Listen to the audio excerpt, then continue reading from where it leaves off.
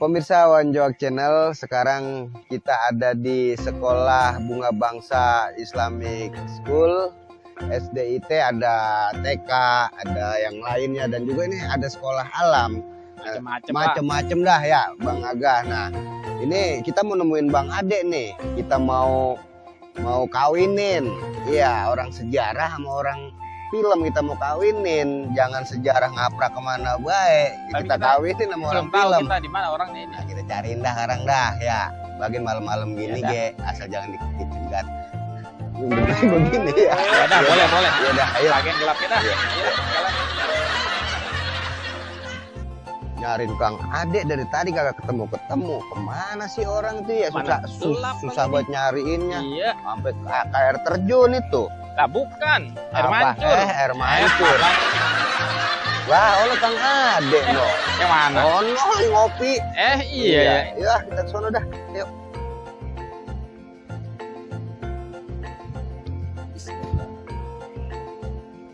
Assalamualaikum. Waalaikumsalam warahmatullahi wabarakatuh. Masya Allah. Udah ada di sini. Ada Bang Vito, ada Bang Jiki. Kan cari company. Ini kopi udah ada 2 ini. Ini tadinya buat sesaji. Gitu lah. Tapi karena jinnya nggak datang, udahlah. Minum aja dah. Buset, bekas jin kita. Apa kan belum diminum jin. Iya, sini ya. Deh. Nah, ini di sini. Ini jin ibrit, ini jin tomang. Oh, gitu. Gedean orang. Itu pakai anu Sunda itu. Iya, makanya nih nanti kita ngobrol pakai bahasa Sunda apa? Bahasa Betawi. Bahasa apa dah? Iya. Ntar masalah nggak? Kagak ya. Lah kita mau kan di Indonesia. Indonesia kan tinggal di macam-macam pun bahasanya aja. Bahasa Kalimantan lah, ayo kita mah. Iya. Ini karena nggak ada makanan, daun aja kayak daun ya, daun. Daun kita nggak apa-apa. Iya. Lalap. Gini, Kang Ade, ini saya sama temen nih. Dia ahli pemerhati sejarah di Bekasi. Nah, beliau Kang Aga Handoko ini sebagai ketua Komunitas Historika Bekasi. Dia pemerhati sejarah. Nah, apalagi sekarang generasi muda, generasi milenial itu kayaknya udah enggan atau males dia baca artikel-artikel tentang sejarah. Nah, mungkin kalau digabungkan sejarah ini dengan film, apalagi dengan zaman teknologi zaman sekarang, zaman teknologi ada YouTube, ada Facebook, ada Twitter dan lain-lain, mungkin kalau dibuatkan sebuah film itu mungkin lebih mengena, Kang Ade. Sebenarnya kalau bicara tentang sejarah Bekasi itu tadi Bang Wawan bilang generasi muda banyak yang nggak ngeh lah istilah orang kita mah ya. Itu emang saya juga sepakat. Dan kalaupun ketika Bang Wawan berinisiatif untuk membuatkan filmnya, ngajak sebetulnya bekerja sama dengan Kang Ade. Nah itu ada bagusnya juga karena emang Bekasi itu kota patriot. Kenapa dikasih julukan kota patriot? Itu karena di sini banyak sekali patriot. Itu salah sebenarnya, jangan patriot ya, bahasa Inggris ya. Kota pejuang. Kota pejuang. Kenapa dinamakan kota pejuang? Karena begitu banyaknya para pejuang. Kan udah ada pejuang jaya. Desa ya, kelurahan. Itu Lambang Jaya kali ya. Lambang Jaya. Nah, jadi saya sebagai aktif bukan sejarawan ya, aktif di bidang kesejarahan. Ketika pengalaman saya keliling Bekasi Raya, saya muter-muter. Saya nanya-nanya ke anak sekolah, nanya-nanya ke mahasiswa. Saya coba tanya, siapa pahlawan Bekasi? Itu jawabannya dari semua orang paling Kiai Haji Nur Ali. Nggak ada yang lain. Nah, itu jadi masalah buat saya sebagai orang yang pemerhati sejarah ya.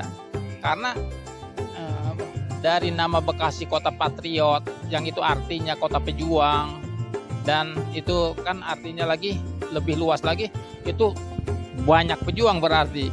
Tapi yang dikenal oleh masyarakat, oleh anak-anak generasi muda itu hanya satu figur. Nah, kalau dilihat dari niat Bang Wawan itu tepat sekali untuk diangkat ke film. Terus mengenai tadi siapa sih pejuang-pejuang Bekasi yang belum dikenal itu. Nah, ya, salah satu ini satu aja ya, satu contoh, satu figur yang keluarganya saya kenal baik, ceritanya saya udah tahu banget, itu adalah Kong Mualim. Kong Mualim itu pejuang dari kampung Warung Bongkok. Kampung Warung Bongkok itu adanya di Kabupaten Bekasi. Nah, Kong Mualim di masa mudanya dia turut berjuang di tahun 45 sampai 49 lah, di masa revolusi fisik. Kong Mualim berjuang dari Cakung, dia sampai ke Bekasi, sampai ke Cikarang, sampai ke Lemah Abang, dia berjuang. Ketika revolusi berakhir dan Belanda sudah pergi dari Indonesia, kita merdeka, Kong Mualim dapat kompensasi tanah seluas 5 hektar. Nah, itu dia. Tapi itu bukan hak pemilik, cuman menguasai dalam artian hak guna lah, hak guna pakai. Nah, di atas tanah itu udah ada bangunan rumah bekas. Kalau zaman dulu itu ada ini Tionghoa, apa sebutnya, Patiklir. Patiklir Tionghoa itu zaman dari Tambun itu kan banyak seluas. Nah, dibagi-bagilah ke pejuang. Salah satunya Kong Mualim, dapat dia 5 hektar. Di atasnya ada bangunan. Nah, beliau itu tinggal di situ sampai tahun 90-an lah. Di masa tuanya itu ada kejadian yang tragis. Beliau digugat oleh salah seorang tokoh lah di situ, tokoh kampung situ, digugat soal penguasaan tanahnya itu.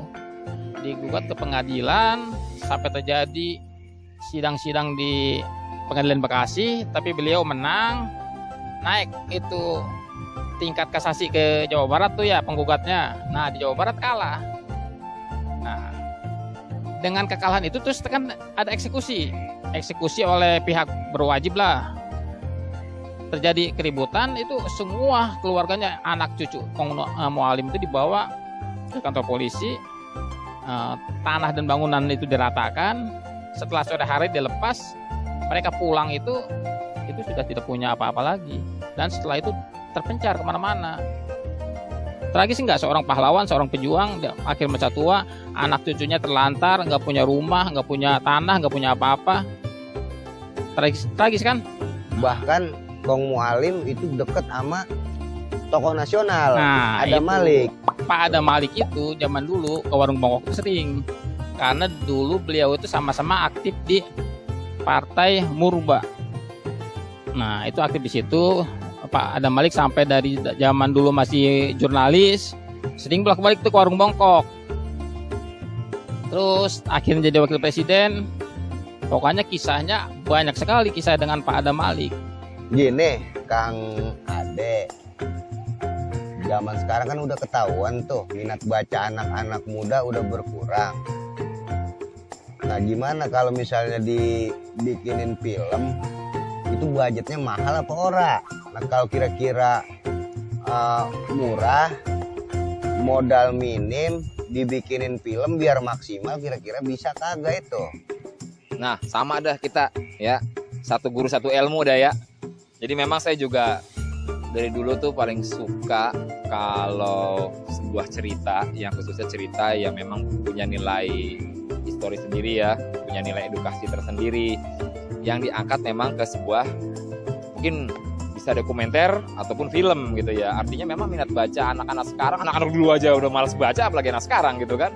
Yang apa-apa pengennya tuh rebahan sambil makan kacang, nonton, udah gitu kan.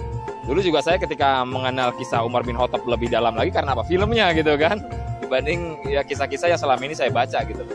Artinya kalau bicara biaya, mahal nggak sih gitu kan? Ya tergantung kan, dari segmen mana nih yang mau kita angkat gitu kan. Apakah seperti tadi Kiai Mualim ya, yang mau diangkatnya dari mulai beliau lahir ya kan, sampai beliau berjuang, sampai akhirnya ada kasus yang tadi terkait dengan hak apa namanya, hak guna ya, hak guna pakai ya, tentang masalah tanah.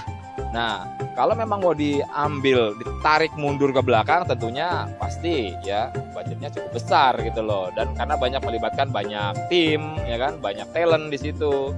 Nah, kalau kita mau tarik garis lurus mulai dari perjuangan beliau, yang memang kita ambil hanya sekelumit kisahnya aja, apa namanya, perjuangannya beliau, lalu masuk ke kemerdekaan. lalu mulailah beliau hidup normal, kemudian masuk ke dalam kasus tadi. Artinya itu tidak banyak makan biaya. Untuk adegan-adegan yang kaitan dengan peperangan bisa kita minimalisir dengan menggunakan CGI. Kita bisa menggunakan mungkin yang selama ini abang-abang sudah tahu ya, dengan menggunakan teknik chroma key, green screen atau blue screen gitu ya. Kita bisa siasati dengan cara itu. Untuk pesawat penjajahnya sendiri bisa dengan menggunakan 3D gitu kan. Artinya masih bisa disiasati dengan hal-hal yang memang tidak memerlukan budget yang terlalu mahal. Yang penting bagaimana film itu bisa diserap dengan baik gitu kan, diambil ibrohnya atau diambil dari hikmah cerita tersebut, yang nantinya pahlawan-pahlawan yang selama ini mungkin banyak tidak dikenal oleh generasi milenial, insya Allah dengan melalui film ataupun dokumenter, mereka bisa dikenang kembali. Agar mereka juga, itu kan bagian dari hak mereka juga ya. Orang-orang yang selama ini udah berjuang, mempertaruhkan nyawanya untuk negara ini, ya patut kita apresiasi gitu loh. Mungkin kita sebagai generasi yang sekarang ini yang masih hidup, apa yang kebisaan kita nih? Ya kan? Kalau Bang Wawan membuat channel yang kaitan dengan sejarah nih, di YouTube-nya Wawan Joak ya kalau nggak salah. Wawan Joak gitu kan. Artinya beliau peduli, beliau bisa mengaplikasikan kecintaannya melalui channelnya. Begitupun saya sangat cinta juga dengan sejarah Indonesia, khususnya pahlawan-pahlawan yang terlupakan. Saya tuangkan dalam bentuk film. Nah, kebetulan alhamdulillah Allah pertemukan sekarang. Insya Allah kalau Allah meridhoi, kita sama-sama membuat sebuah karya yang terbaik untuk anak bangsa, bukan saja untuk generasi Bekasi, tapi untuk generasi Indonesia bahkan dunia gitu kan, agar mengetahui bahwa ada loh sosok pahlawan yang terlupakan, khususnya di wilayah Bekasi. Pemirsa Wawan Joak Channel, alhamdulillah sekarang kita udah kongko-kongko sama Kang Ade, ahli film dah, sama Bang Aga Handoko. Kita udah bincang-bincang, alhamdulillah dipertemukan antara sejarah dengan film. Nah, generasi milenial itu walaupun sekarang zaman teknologi, ada YouTube, dan yang lain-lain, visual, tapi jangan lupa membaca harus tetap. Kita nggak boleh tinggalkan budaya membaca, karena membaca itu mencerdaskan bangsa. Membaca membuka jendela dunia gitu katanya. Membuka jendela dunia gitu.